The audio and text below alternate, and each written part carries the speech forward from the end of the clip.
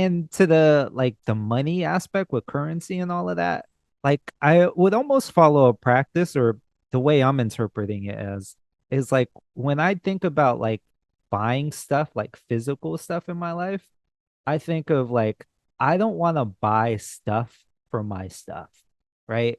So like it's one of the reasons why like I want to have the stuff. I don't want my stuff to have its own stuff. yeah, it's like so I bought this game, but now you're telling me I have to spend more to access something that I you're telling me would be cool if I could get this.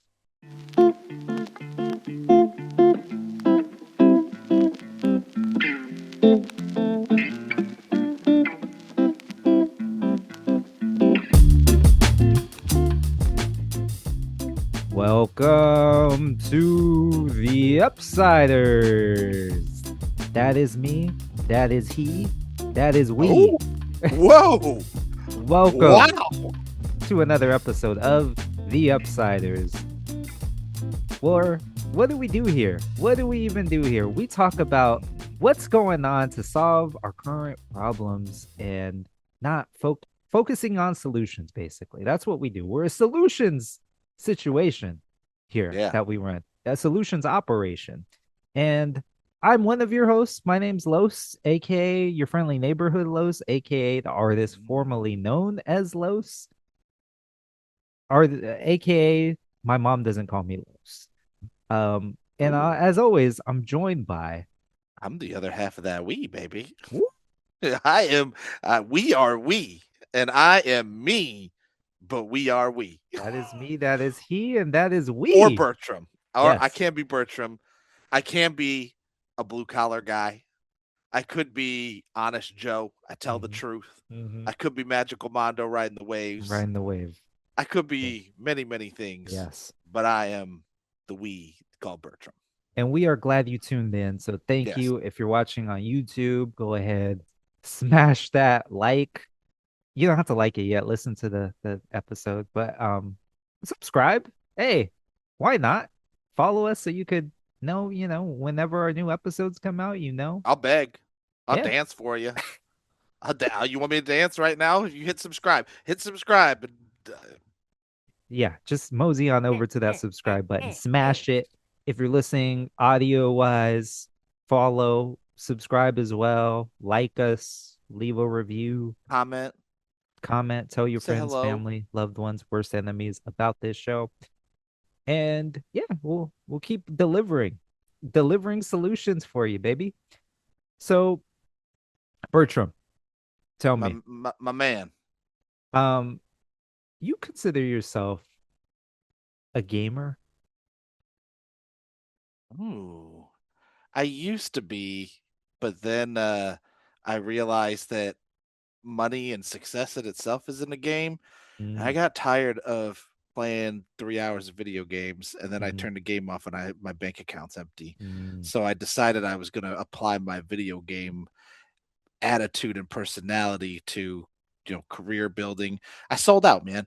So, And now I want the money. I want my wife to be happy, and I want to have delicious food and all that. So I don't know if I am anymore, man. mm, okay. I'm not. Yeah, I we were talking off air about yeah, I consider myself somewhat of a gamer early on, like in high school, and not to age Mhm. myself, but it was when that goddamn PS3 came out and it was $600.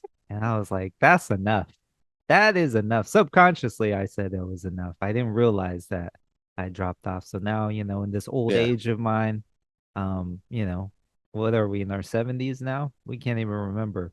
yeah, But we are. yeah, it's just coming back and just seeing how much things have changed, how people make a living off of gaming, how uh the different types of mediums there are of gaming. It's not Yeah, just on consoles like PlayStations and Xboxes, but there's also handhelds. There's also, most importantly, your phone is a very popular place to play games. And it what we're looking at here is that, remember that narrative where when we were younger, where video games were supposed to destroy like society. They were Yeah. killing our kids, they were taking them away from what should really be doing, and like they were damaging our brains. That was a big subplot there, is that, Hmm.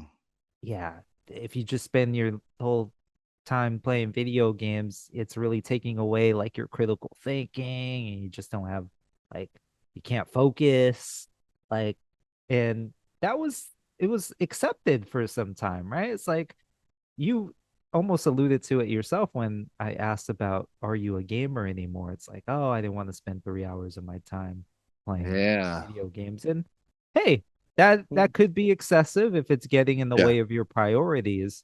But like, Pricing. yeah, Finances kicked me out too yeah. because Xbox Game Pass went from $10 to $30. But I will play games periodically when my friends all find the same game that we like, and we'll spend a few months playing that game, and then I notice it kind of peters out, and then I won't play again Mhm. until my friends, the same three friends, find a game that we all want to play. So I wouldn't call myself a gamer I'd say I'm just more of a friend. Like Mm. I'm a social gamer. Hmm. I like to play what my friends are playing. Social gamer. Because Yeah. I found, and the reason why we mentioned this is, there's this phenomenon now that many people are suffering from, that has brought up the question, should we go back to, is there another way to do this? Is there a valid reason to play games anymore? And can games Mm. be good for your mental health? Flipping flipping the table here, flipping the script, like, of that narrative that was video games are damaging. Violence from video games causes us to be shooters. That no one says that anymore. Remember? That was a thing too. Um, It'll keep coming yeah, back. but like, there's the phenomena now that I'm alluding to, is doom scrolling. Doom scrolling, Bertram. Oh, yeah. You aware of that? Yeah, I do it sometimes. Like, I think that's the biggest problem in my life right now is that you start looking at your phone and then that's all you do. And you Hmm. just start checking Reddit, checking Instagram, checking all these sites to see what awful things have happened in the world, which is kind of why we started this podcast, right? Is Yeah. there's the algorithm does not praise the good things that are happening in the Hmm. world. So you have to, try to seek that out. You have to break the algorithm. You have to break the doom scrolling of your phone. Yeah. So, exactly. So, doom scrolling is defined as the act of spending an excessive amount of time watching short form content, or watching large quantities of user generated content or news, particularly, to your point, negative news on the web and social media. Yeah. And so I think a lot of us, with the just increasing power and access that we have from our phones, have become victim to doom scrolling, not just Mhm. from time to time, like on a daily basis.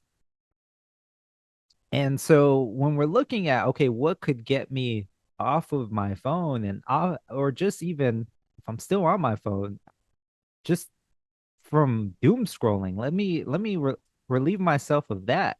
Could gaming be the solution? And Ooh. that's kind of what we're exploring today. Not kind So of. in that gaming makes you more of an active participant than a passive Passive, participant. Is right? that what you're saying? Yeah. Because what's really happening, right, is that when you're doom scrolling, what are you looking for? What Yeah. what are you looking for? Whatever they tell us is important Yeah. to look at. Are you saying that we're becoming NPCs and video games make us the protagonist again? Mhm. Yeah, because it's like, from yeah, from let me see, where am I getting this from? But yeah, doom scrolling, it defines here as, I'm reading, triggers Mm, dopamine release by feeding the brain's reward system with novel, often negative information, creating a reinforcing loop that's hard to break. Meaning, you see something once, and then you want to see something that just catches your attention again, it catches your engagement again, and you keep like looking for it. And it's very passive, because it's like, you don't really know what you're looking for. sure. And so a lot of us, we spend so much time doing that, whether it's just casually for a few minutes, or it could turn into a few hours, right? Have you ever caught yourself like, oh, I've been doom scrolling, I've been scrolling on Instagram, TikTok, YouTube for like an hour now. Like, where has time gone? It's like for me, I think it is an extension of reading the cereal box when I was a kid. Like, let me pour my Cookie Crisp in here, and now there's nothing to look at while I eat this Cookie Crisp. So I'm gonna Mhm. read the back of the cereal box and play the games and just be passive in this and do all the things and take on all the information. But that only lasted until I finished my cereal, those. Yeah. And now doom scrolling could take hours, right? Yeah. I spent 4 hours per day on my phone just doom Hmm. scrolling. That would be akin to just reading cereal boxes for four hours. I feel like I Yeah. don't know, maybe it's different for other people, but the Fruity Pebbles box sure was captivating, and I was an They, NPC during that time. they were great. I love this. They're probably still there. But yeah, so now we find ourselves where, people are spending a lot of time. I think the average, and I might have to get the stats here, is around 5 hours of time people spend on their phones daily. Many of us more than that. Yeah, at Um, least, right? but I was also thinking of when you're doom scrolling, and if you were trying to be proactive about these habits and you set one of those like limits on your phone, it says, "Hey, your time's up." A lot of us, were like, "Give me 5 more minutes," or Oh, "Pause for dang. today."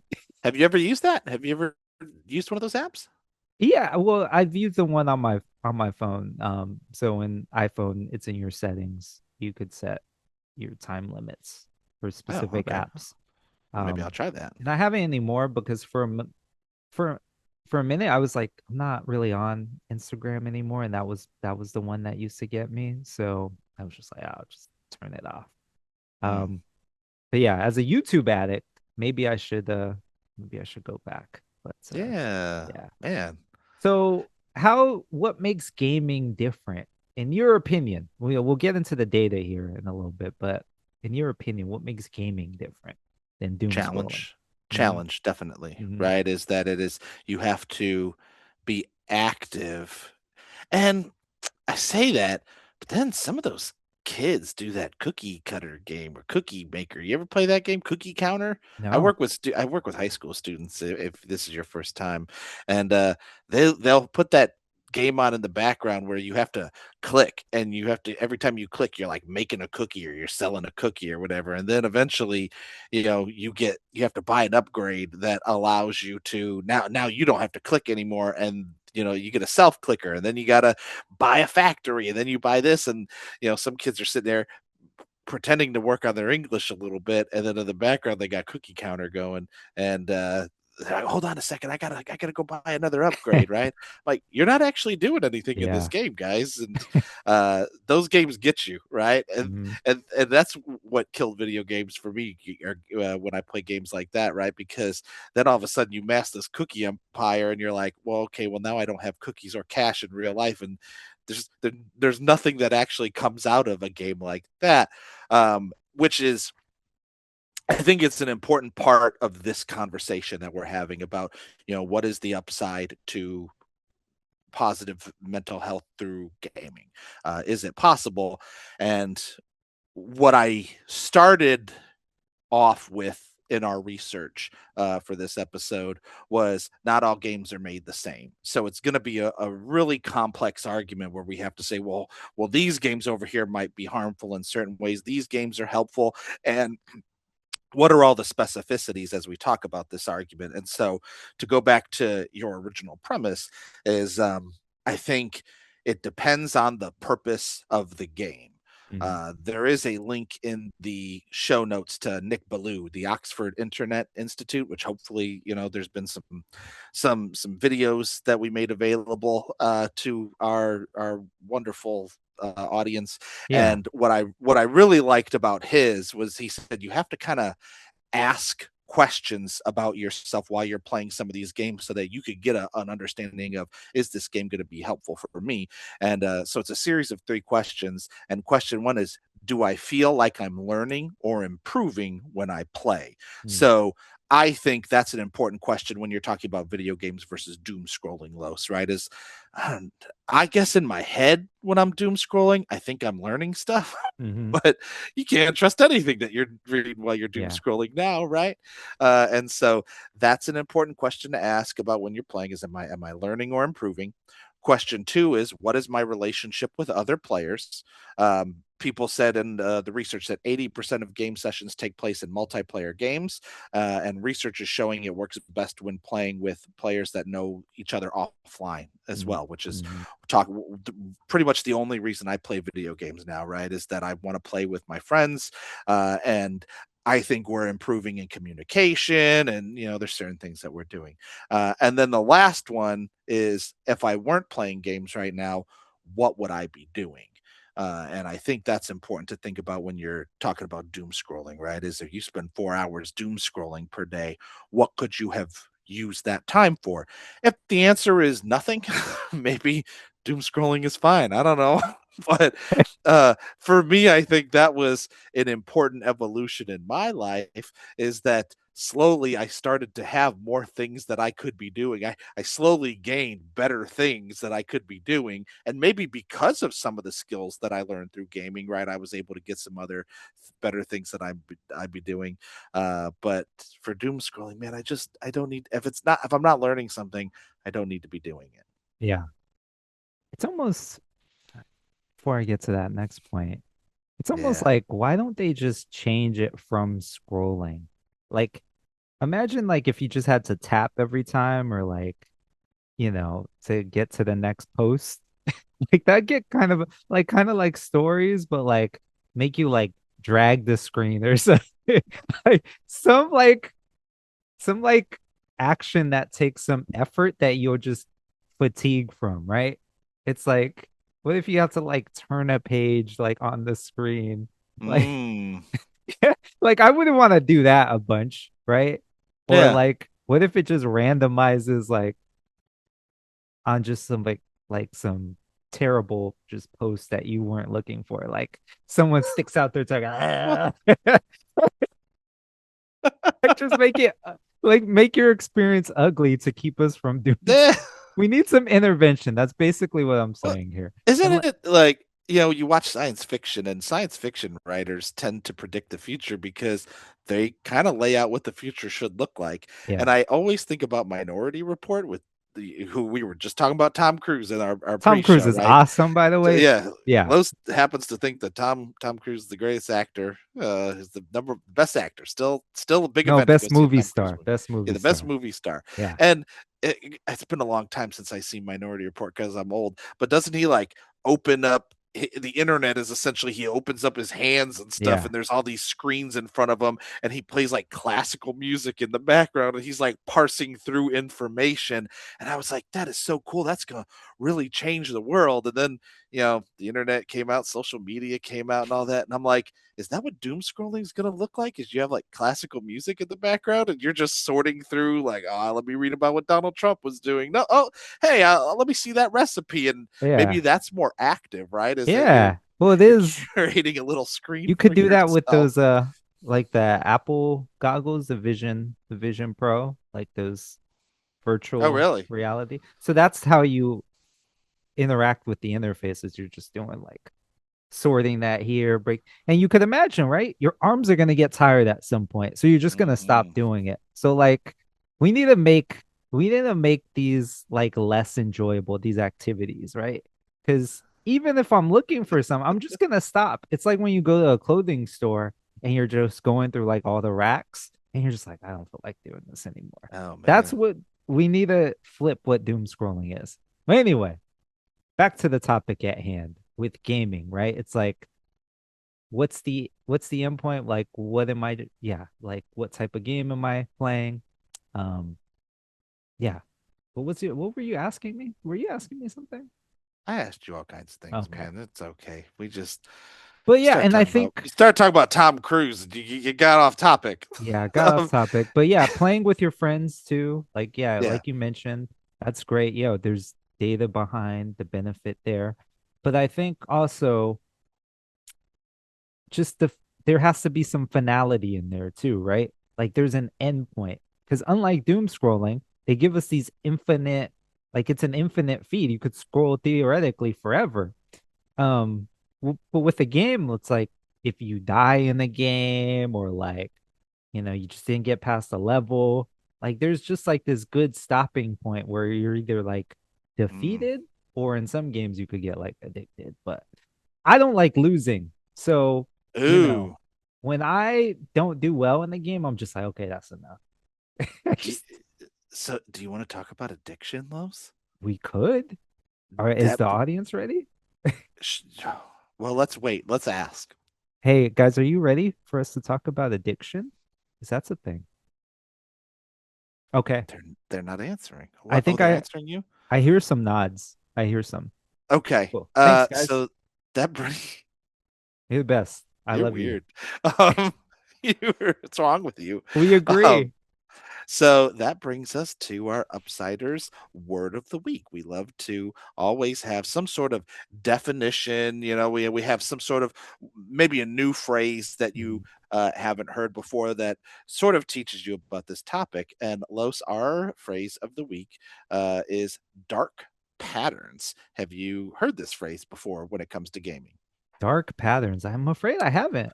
You know what they Enlighten me. are, but maybe we never put a name behind them, right? You were Okay. talking about the addictive tendencies of certain video Mm. games, Yeah. and dark patterns are intentional. This is from Better Internet for Kids, by the way. Dark patterns are intentional design choices to manipulate players into spending more time or Mm. money. It is not only in online gaming and can be found in many everyday places such as shopping centers or online stores. Mm. Can you think of any examples of dark patterns? Okay. So is this like, because again, I'm reintroducing myself to gaming, so I'm like complete new Mm. nov novice. Yeah, Yeah, we novice to call that a this. noob. You're a noob. I'm a Uh, noob. I don't know if they still use that word anymore. It's So 20 it's years old. like, am I thinking like, and I haven't played it, but like Fortnite, right? Like there's all these Yeah. like rewards or these upper Hmm. things, like Okay, so that's yeah, number one, daily rewards used to daily entice rewards. players to Yeah. keep coming back to the game. And you could like spend money, right? To like Mm. buy some of these things. Or like NBA Currency, 2K, right? Where a fake you currency in a game that is bought using real money. The currency does not match real world value and blurs the real cost of what players buy. Link to currency card when it is unlocked. and then like different worlds, like if because I just bought Cyberpunk Yeah. 2077 and like, oh, you Oh. could get access to like these different places. I don't know if that's really true, but yeah, is that something too? Like I don't know. It doesn't say worlds, but we could. How about we call it like loot boxes? Oh, Because I've heard that term. Yeah. yeah, an undefined purchase, which is only revealed once the purchase has been made. The chance aspect of potentially gaining a valuable item. Okay, well that's not the worlds thing, but you said Fortnite, and I think Fortnite does loot boxes. The chance aspect of potentially gaining a valuable item after the purchase utilizes the psychology behind gambling and can be extremely addictive. Mm. Man, And so that's a debate or argument of against gaming, right? Is the addictive um the potential for addiction, right? The addictive yeah, and that qualities. it's and that's what I want to be. I want to tread very carefully on this subject because Yeah. our job is to look at the upside. And you wanted to do an episode about like positive mental health through gaming and how gaming can fix so many things. And what Mm. I didn't want to do was come on here and highlight, oh, gaming is great for mental health. It does all these great things while ignoring things like dark patterns. And I wanted the audience to be able to have a good understanding of what are the positive games out there and what sort of things do they work with, like what are some of their systems. But to also think about those, we also have to think about what are the negative things, because a lot of the positive um one of the positive mental health building with gaming, Mm, these are not it, right? mm, Things like daily rewards, repetition, doing tedious tasks over and over again so that you get rewarded for them, mm, waiting when players are forced to wait to unlock certain aspects of the game, and then they make you pay to skip. mm. Anytime they make you pay extra money to skip part of Yeah. the thing, or I I'll go bought to the this goddamn world. game. What more do you Yeah. want from me? um, a foot in the door, a player's first purchase is made as tempting as possible, often labeled as a beginner's pack or a starter pack. Decoys, sales options, which are designed to be unrealistic, that'll usually be the cheapest and most expensive purchase options. They'll make the middle options seem like better deals. We already know that. And then loss aversion. This tactic plays on the feeling of losing something. It could be that a player has some game currency left, but not enough to actually use, and are presented with a limited time offer to solve the issue. All of these, and that's Los, when I played Monopoly Go, man, that really killed a lot of gaming stuff for me because it Yeah. utilizes a lot of these things, right? As I watch people play Monopoly Go, like, look at all the money I made, and then I spent money on this, and I spent money on that. I'm doing so well. I'm like, Monopoly Go used almost all of these things, and at the end of the day, I won all this fake money, and then I turned the game off, and I've lost real Bertram money. Poor Bertram's having to eat a can of beans, and the Monopoly man is eating, steak from St. Elmo's restaurant. Mm, Like, this yeah. is ridiculous. I want to go to St. Elmo's. Uh, and so I want to just point out, when we talk about that, is the negative side Mm, of gaming that we need to stay as far away from as possible. And that is something that Nick Ballou, the researcher at Oxford Internet Institute, tries to be mindful of. For, can you ask yourself those questions? Am I learning or improving when I play? What's my relationship with other players? If I weren't playing games right now, what would I be doing? mm, Got to be mindful of all the potential pitfalls, because yeah. when I go on Xbox Game Pass, I could tell which games are going to be for me and which games are, Yeah. they're a money suck. Yeah. Yeah. I think of like the time suck too, because I mentioned like I don't like losing but like I don't like losing, but at the same time, I kind of ask or kind of tell myself like it doesn't sound worth it for me to become good at this game. Like Mm, how long is it gonna take me to like I'm a terrible in shooting games. Like but like same. I don't think I want to become good at that. Like how long is that No. gonna take me? So it's like, okay, I'll play. This is fun. I lose. All right, I'm done. Right? How long is it? It's probably gonna take me a while to win this game. So Yeah, and I'd rather have a skill that is more useful in real life than, hey, I'm really good at shooting video games, yeah, yeah, which may or may not apply to shooting other things in real life. exactly.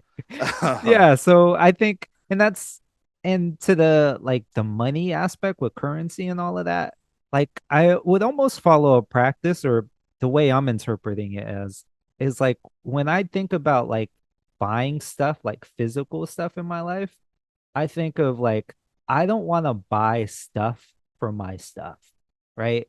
So like it's one of the reasons why like I want to have the stuff. I don't want my stuff to have its own stuff. yeah, it's like part of the reason why I don't have like a case on my phone. Like I just spent how much on this phone? So now you're telling me that I have to buy something else for this thing that I bought. Like I never planned to buy a case for my phone, or, or even now I have a case. Now if I drive, I need to get some like magnet so it could go on there. Like, what am I doing? Like, so I bought this game, but now you're telling me I have to spend more to access something that you're telling me would be cool if I could get this. So like, you know, I yeah, I would practice something similar to that. Like I'm buying stuff for my stuff. I bought this game. And I get it. Some of those games like Fortnite, it's like, oh, you don't have to pay anything up front to start playing the game. So that's how they get you. If it's if That's it's pretty free, slick too. if it's free, I'm gonna treat it like it's free. So I'm not getting that extra stuff? But yeah, I'm different too, but because I understand some people they operate differently. They get the feedback and they want some of these loot things or loot boxes or whatever you called them. And that's why we don't want to turn any of you guys into gamblers. Like I'm not saying go from doom scrolling to like feeding this like gambling addiction, right? Like ask yourself these like real questions, right? What am I taking away from this? How long is it Yeah. taking me? um what would I be doing otherwise, right? So yeah, these are all great questions, and that's something for those of us listening who are parents, right? That should be something we're aware of too with our own kids, right? Because gaming could be cool, but Ooh. it could also take you out of something, and we've found some research around that, right? From University of Santa Barbara. Oh. Gets to this debate around pre-existing conditions versus gaming Yeah, addiction, right? that was August of 2025. Kids with pre-existing depressive symptoms and social anxiety were significantly more likely to use gaming as an unhealthy coping mechanism, leading to what researchers call the downward spiral. Because one of the first things that we started to look at is is gaming the problem, or do people turn to gaming because of some symptoms that they already have? And so it's a symptom, not a cause. There's a lot of really great things, man, about gaming. The one that I liked was the Identity Sandbox. Did you hear about that? What the heck is that? Tell me I about it. thought that was so cool. So they talked about it in the Oxford Internet Institute video that gaming allows people to test different versions of themselves. Hmm. So, for someone struggling with social anxiety, playing an assertive character in an RPG can be exposure therapy. They practice being bold in a low risk digital environment, which builds the muscle memory to be bold in real life. Mm. And so, I think for me, the most positive takeaway is this idea that especially with kids, they're really trying to figure out their identity. And you and I were probably both big idiots in middle and high school, where Oh, the biggest and idiot. if you knew me in high school and college, well, you're probably like, that Why guy's were you such an why were you idiot. friends with me? Well, a lot of them were. They had classes with me, right? They had to spend time with me. We worked on a group project in college together, and especially if you went to boarding school with me, that junior and senior year of high school, because you know I was trying out all these different identities to see which one fit the most Hmm. like me, and it, it's not helpful to tell young people to be yourself because they don't know what yourself is, Yeah. and I think gaming is such a great help for that as long as you're playing the right games because it allows you to it's exposure therapy, right? Like you're getting to try all these different people. And so some of the things that the video talks about that you can try is like, can you play a character that's a different gender than you? Mm. Beyond Two Souls, I always tell people about it because nobody else has ever played the game Beyond Two Souls. Apparently it was with Elliot Page, and Mm.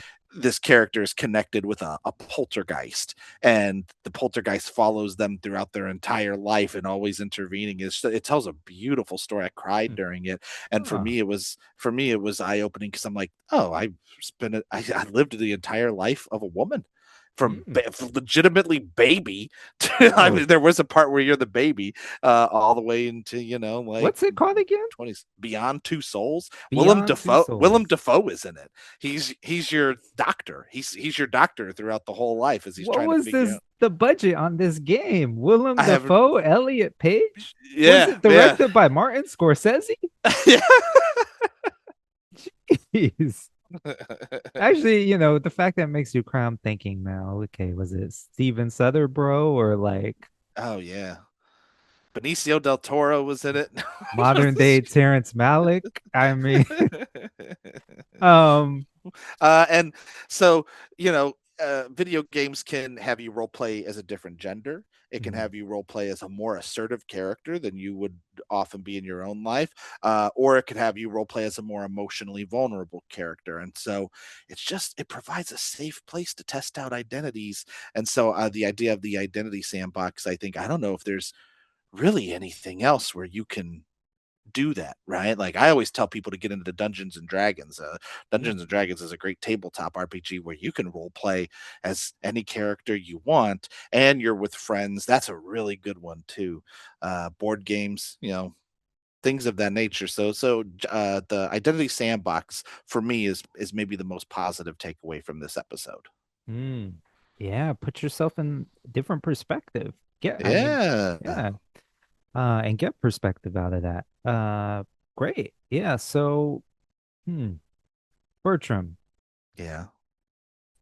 now, is there any, we spoke of, okay, for your mental health, right? Hmm.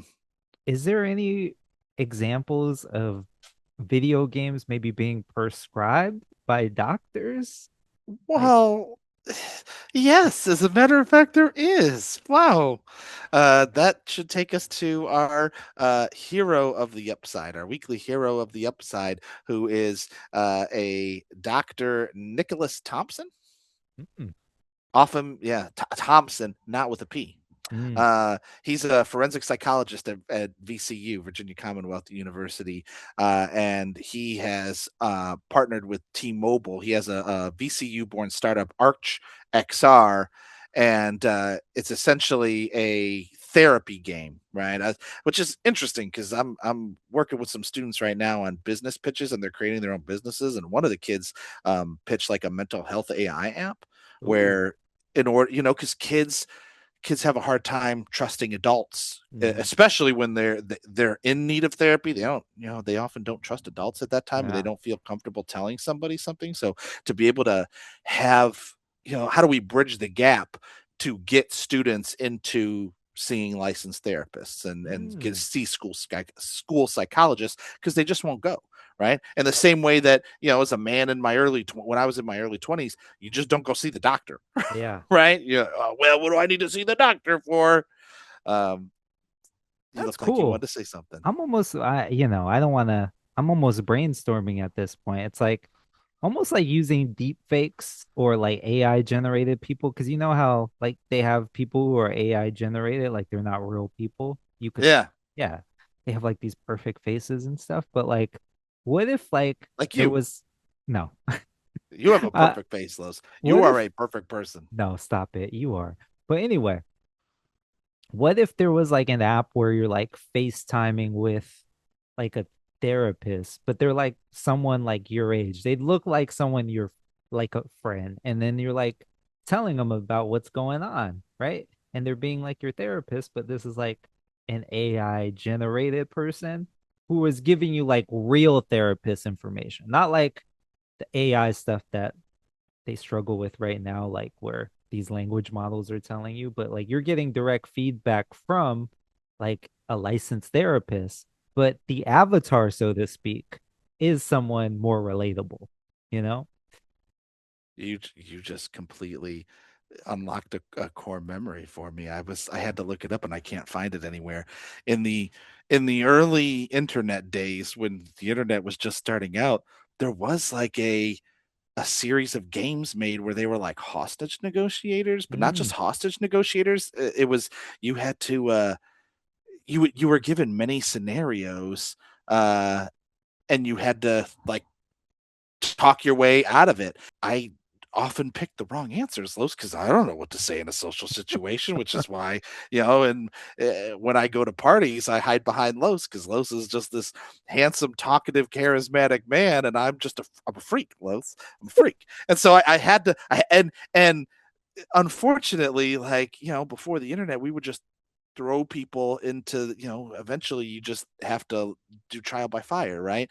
And now with the internet and all these things, people don't have to do trial by fire anymore. They could just hang out with their phone and video games all the time, right? mm, And so how do you eventually get over your fear of talking to people? And for me, it was negotiation games like this. And what's very helpful is I go back and try and play some of those games, and mm. I remember making the wrong decision a bunch, and now it's so obvious what the right decision is, and I'm like, I grew. Like, oh man, this used to be so confusing to me, and now I could pass these hostage negotiator games easily, and I could talk my way out of the. It was just a really cool series of games. If I find it, I'll throw it in the show notes because, I mean, if you're a young kid, you're going to think they're stupid and they're probably outdated, but they were cutting edge, 25 years ago. Um, and so to go with what Nicholas Thompson's stuff does, excuse me, is he designed these they're VR games. They're like a social emotional trainer, and he does it for youth with conduct disorder and who are usually resistant to talk therapy.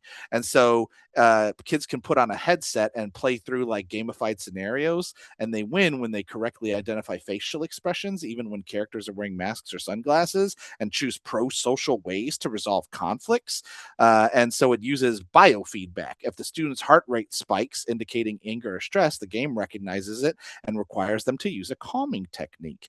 In late 2025, Thompson received a $3 million grant to expand this program with youth who have been victims of gun violence and are currently in the hospital, or stabbings too. And the data showed that these victims are 88 times more likely to be involved in violence again. Thompson's idea is called Elevate VR, and it provides resiliency training during their hospital stay to prevent retaliatory violence before they are discharged. There's a really great quote that I always use when I think about students, and I try and get students to understand this. And I say, if the only tool that you have is a hammer, every problem looks like a nail, right? And Mm-hmm. there are so many students who, as soon as they learn that they can resolve a situation with violence, they just solve all their problems with violence, right? And so, my role as a teacher is to try and give a lot of these students, some critical thinking skills and problem solving skills, that they have way more tools in their toolbox. Because if the only tool you have is a hammer, every problem just looks like a Sometimes you need nail. a So, balloon. yeah, sometimes you need a balloon. Go back and watch season 3 of Bridgerton.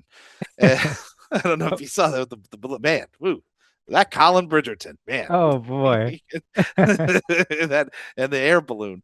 And so this product with Thompson has made significant gains in emotion recognition accuracy, meaning kids got better at reading fear, sadness, and anger at others. Nearly 100% of participants reported that they actually enjoyed the VR sessions and felt that they helped their real world relationships. And so Thompson is using what we call the flow state of gaming to rewire how the brain responds to social triggers. So, I man, gotta our say, hero of the upside, shout outs to yeah, the hero Thomas Nick Thompson. Thompson. Nah, Nick Thompson, Yeah, the doctor. So Dr. shout Nick outs to him. Thompson. Yeah, from Yeah, just Virginia making Commonwealth. differences through video games, and from a social emotional standpoint, that's beautiful. I really just Yeah. think, yeah. And to Uh, add on to this idea of the flow state really quick, oh, right, that's what is I was gonna that, say. I love the idea of the yeah. flow state. I'm in flow Um, state right now. Oh man.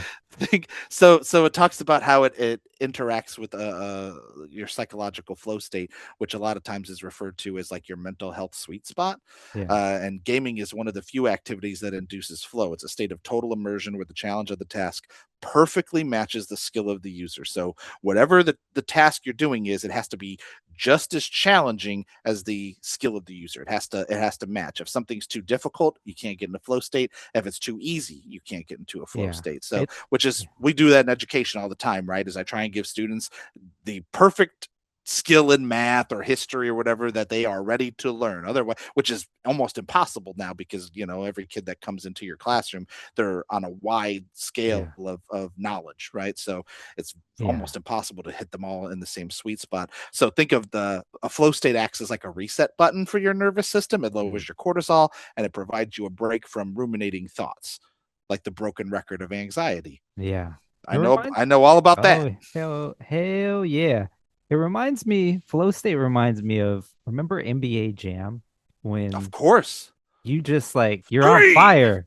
When He's you on get on fire. fire and you could like do anything, and it's like, yeah, that's still within your like level, right? It's like in real life when an NBA player is going off for like 50 Heat check. points, 60 points, and they're just like, woof, woof, woof, woof, hit another one, woof, hit another one. They're Oh just in yeah. flow state.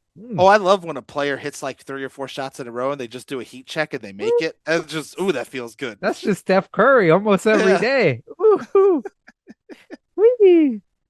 Um, Los. I shot a 290 in bowling on Thursday night. we're in flow state. That's my highest, and you know what it was?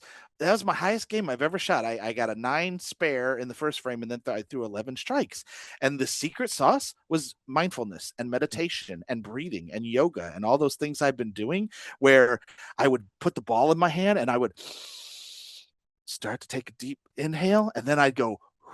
And as I exhale, that's when I start walking. And I repeated the same exact action 11 times in a row and put that kibosh on those pins and got a strike. So, for like, it's all about his heat check. His heat check, son. Yeah, that flow But state. We yeah, want I couldn't be denied. I was locked in, right? here on the Upsiders, we want the whole world to be in the flow state. That's our goal. That's why we Mm, do it.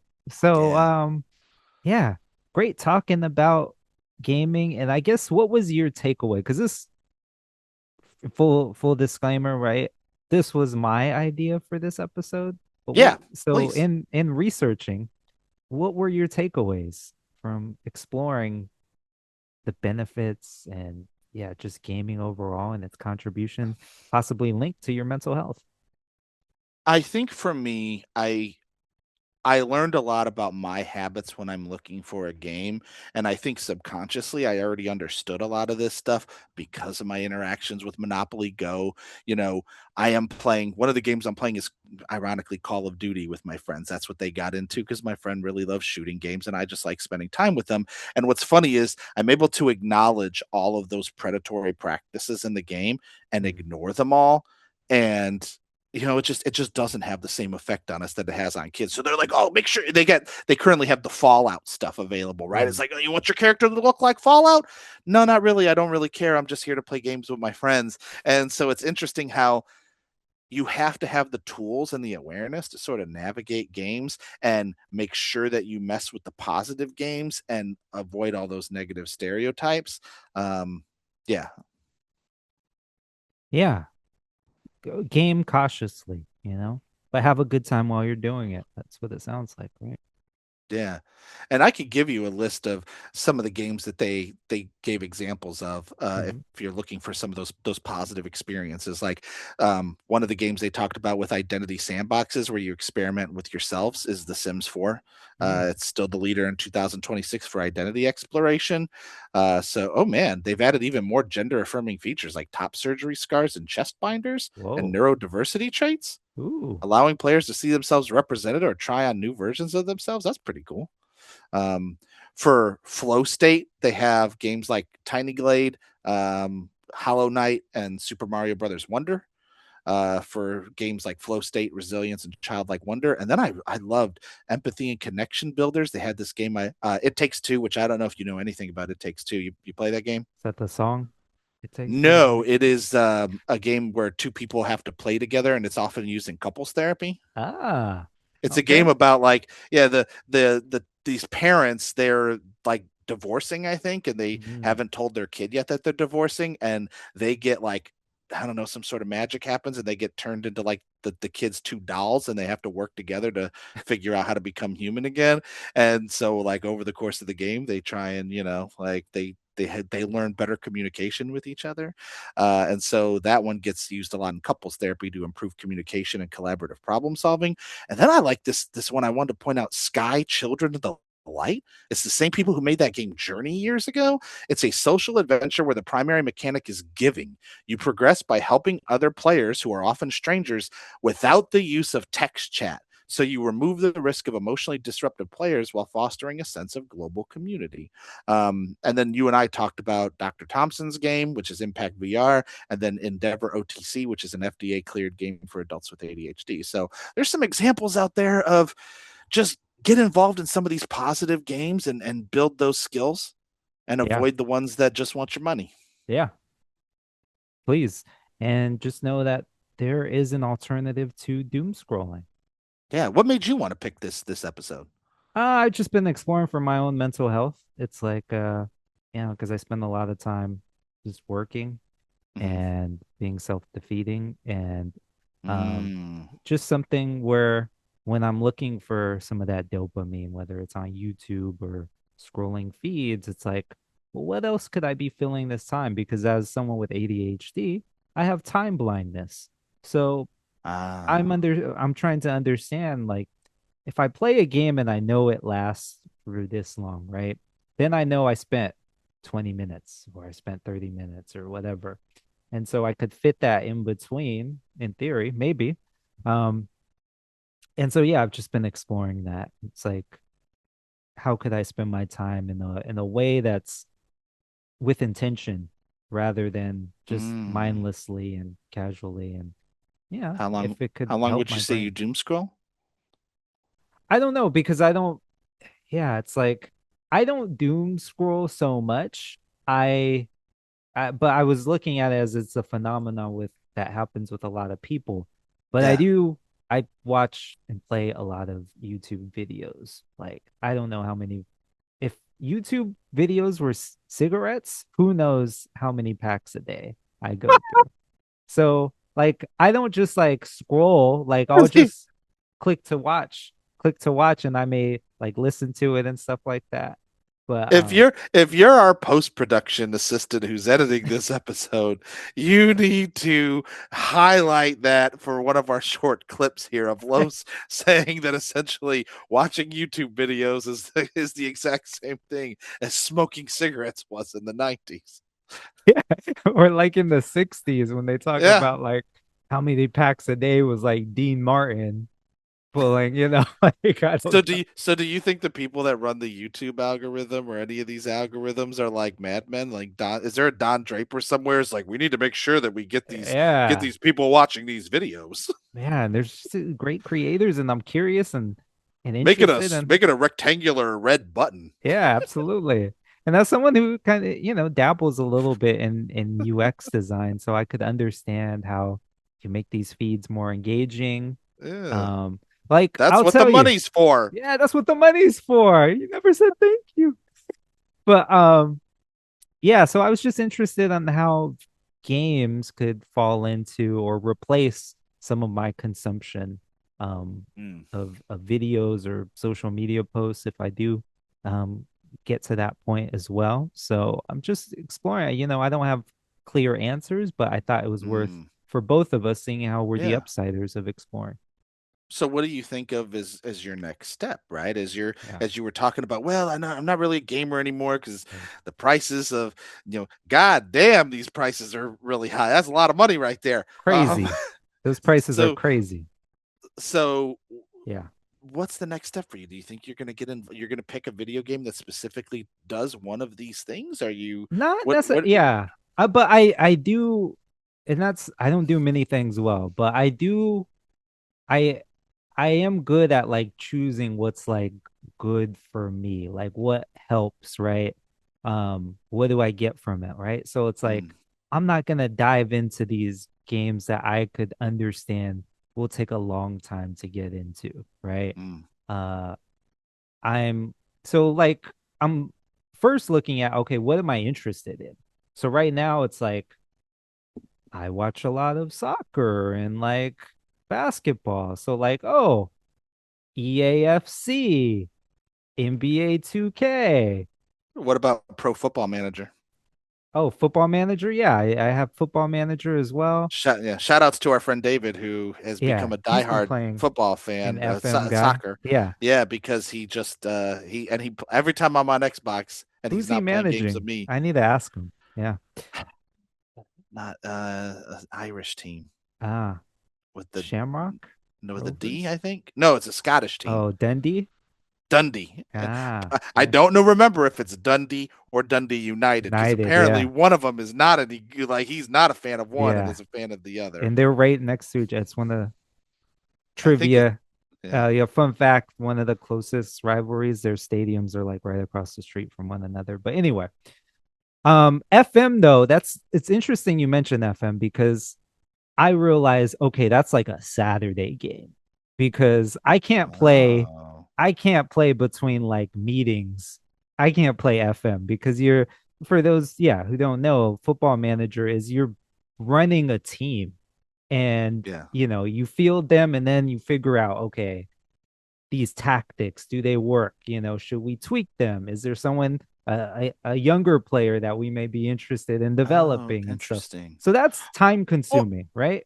Um, Okay, well, so can I'm we have thinking, yeah, go ahead. let me play a game on FC where you're Yeah. just playing, Arsenal versus Man City, and that's a game, right? I could estimate how long that's going to take me, and after I'm done, I'm like, okay, I won or lost that game. I could move on with the rest of my day. But with What FM, I I'm like, Yeah. I'm building this. I'm involved. Like I need to tweak these things, and so Mm. yeah, that's not one. I have it and I play it and it's cool, but that's not like a yeah replacing whatever I'm doing right now. I want to go back to something you said about like it seemed that you alluded to I would like a game that I can play in between meetings, and for me, I find that problematic. Right? Is that I don't. I feel like for me, I can't play games during meetings because gaming for me is all about a dopamine release and all these Yes. feel good chemicals. And what I notice in my own brain is that if I don't play games during the work day because and I try not to do them like even at home like, oh, I'm going to play games before I do my chores because I need the chores to give me some sort of chemical release. Like I need to feel good about doing my work by doing my chores, and if I expend all my chemicals on a game, I'm going to be dry when it comes Yeah. time to fold my laundry, and then the laundry just doesn't get folded those, and it's agonizing, which it already is. Yeah. um Well, yeah, and that's definitely something worth considering. But again, to the core of why I first thought this episode was a good idea was addressing doom scrolling. So mm, imagine if you played a game, you replace the doom scrolling part of your day with a game. Like, how would your brain react to that? Rather mm. than, okay, not okay, if you're not doom scrolling in between meetings, you know, you don't need to maybe replace that with a game. But if you are doom scrolling between meetings, what if you did this instead? And that would give you context too of like how long that's taking, right? Okay, if I'm playing this game, and it lasts 15, 20 minutes, okay, that means I was doom scrolling for that long. And it's like, okay, maybe I don't play the game because maybe I know that's how long I'm taking. It's like a measuring stick. Whereas doom scrolling, it doesn't give you like an end time there. So like that's some things that I'm working out as part of this process, right?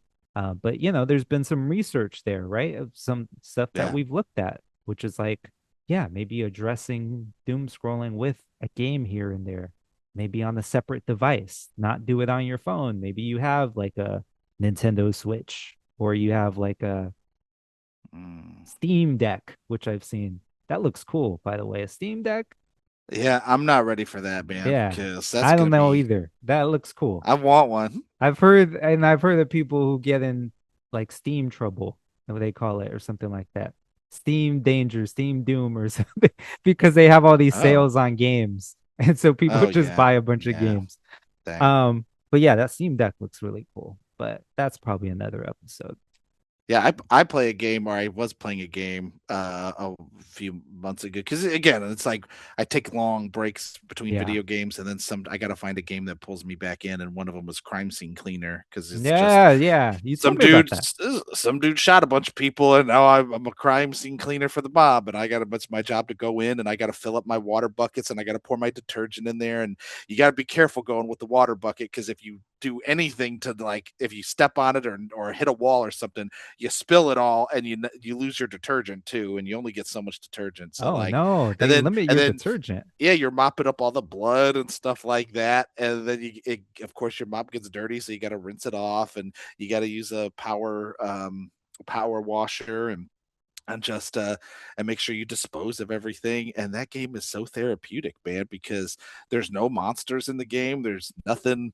There's nobody trying to get you, or you don't run into any bad guys or anything. You're just cleaning up a crime scene, and It's I cool. I put on a podcast, and I just get to work, man. I put on my gloves and make some money. Yeah, I'm gonna try that. Yeah. Yeah, so like given that I'm not a gamer, I'm looking at like streaming solutions or like small, like something that's not like too big of downloads. So Yeah. I've been Sure. testing like Amazon has Luna, there's Xbox Game Pass, there's Okay. GeForce now, and so I'm just exploring what games there are on there. And so I got even this like this thing called Backbone. So I put my phone Oh, into it, and it's like full controllers. It's like oh, dang, crazy. that's pretty Yeah, cool. cool. So yeah, we're just discovering here. We're looking for solutions here. But hopefully this episode was cool for all of y'all Yeah, listening. man. We're What a learning great a little bit. topic, by the way. Good job. I think Yeah, people are going to listen to this one because they like maybe. video games. So I think we might get the most views we've ever gotten. Hopefully, yeah. And those of you listening, yeah, feel free to smash that like button, hype us up. I think that's a thing now on YouTube. Next week, Um, our episode will be on tacos because everybody likes tacos too. Tacos. Oh, okay. I guess my oatmeal idea goes out the window. Brother, that's only me and you, man. Every now and then I look at the oatmeal in the grocery aisle when me and the missus are shopping. She's like, what are we getting oatmeal for? Like, why? Who buys oatmeal? I'm like, oh, well, it's just something to eat for breakfast. Uh, only Los and I like oatmeal. that's it. But yeah, We're old thanks. men. Thanks all of y'all for listening. On behalf of Bertram, I'm Los. And we'll be sure to see you, not just on the other side, but the upside. See you next time. Bye.